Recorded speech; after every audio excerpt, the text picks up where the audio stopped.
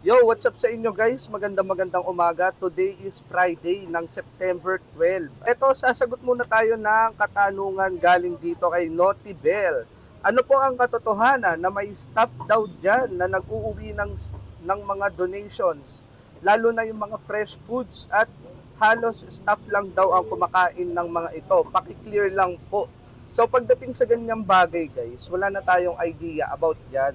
Kasi yung mga sponsors natin, ano lang naman sila eh, pay it forward lang guys sa mga blessings na natatanggap nila. Siyempre, mas mga nangangailangan yung naisip nila na dun i-donate sa Home for the Aged, sa mga may edad guys.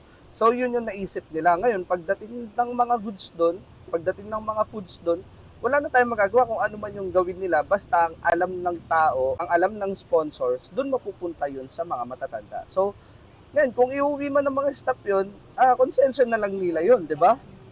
So, nasa sa kanila na yan, wala na tayong magagawa doon, guys. Kasi binigay naman na natin sa kanila eh.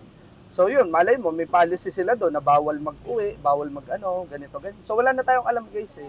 Basta ang importante na ihatid natin yung tulong. Tulong yun, guys. Tulong natin sa kanila. Para sa kanila talaga yun sa mga may edad, mga pasyente. Ayun lang, bala na sila. Sana nasagot ko yung tanong mo, Naughty Bell. Mabuhay ka and God bless.